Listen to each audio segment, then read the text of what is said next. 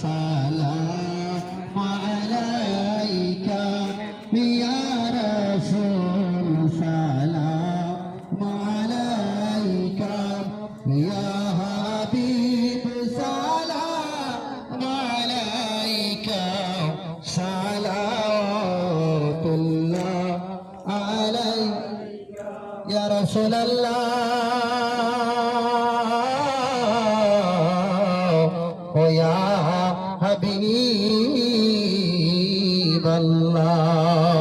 থেকে শুরু করে 7 দিন পরে এই মাগরিবের নামাজের উপর আপনার মায়া এসে যাবে, ঠিক কিনা? মহব্বত এসে যাবে। এমনি করে করে শুরু করেন, একবার সেটআপ হয়ে গেলে চাইলেও আর নামাজ ছাড়তে পারবেন না। নামাজ ছাড়া কোনো তরিকা না। আর একটা মানুষকে দরবারে কোনো এলাও নাই। একজন ব্যক্তি আমার দয়ালপুর দস্তগীর কল্যাণপুর হুজুর কেবলা নিষেধ দিয়েছেন, একজন ব্যক্তি দরবারে ঢুকতে পারবে না সেই ব্যক্তিটা যেই ব্যক্তি মা এবং বাবার সাথে খারাপ ব্যবহার করে। কথা বুঝাইতে পারছি?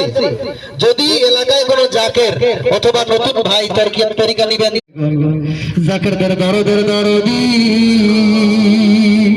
জাকেরদের পারের কান্দারি দয়ালপুর দস্তগীর দয়াল বাবা কল্যাণপুরী হুজুর কেবলা আল্লাহ তোর বান্দার সুস্থতা নসিব করে দাও, হাতে তৈয়বা দান করে দাও, আমাদের হাতের ভিক্ষা দান করে দাও।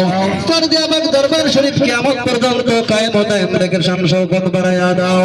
দরবার শরীফে কেবলা জান হুজুর আব্বা ভাই মাসে আছেন, কবর হাদিয়াটুকু পৌঁছাইয়া দাও ইয়া রাব্বুল আলামিন। কাজ করে তোর দরবারে আলাইকা সালাতুল্লাহ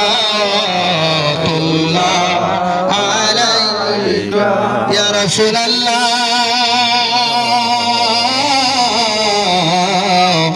ইয়া হাবিবাল্লাহ।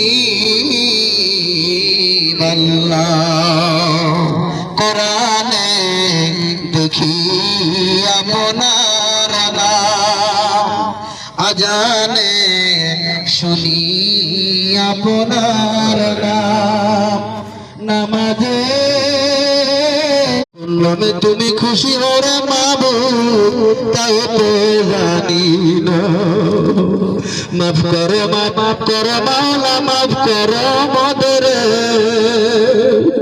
আর মাফ করে দাও গো প্রভু যারা ঘরে বেঁধেছে কবরে। দয়াময় রহমান রহিম রহমতের নজর আছে দেখো গো আল্লাহ। ইয়া আল্লাহ আমি গুনাহগার তোমার মহব্বতের বান্দাদেরকে নিয়ে মহাপবিত্র ঈশার জামাত আনতে দোয়া দরুদ জিকির আজগার সালাম কালাম তোমার হাবিবের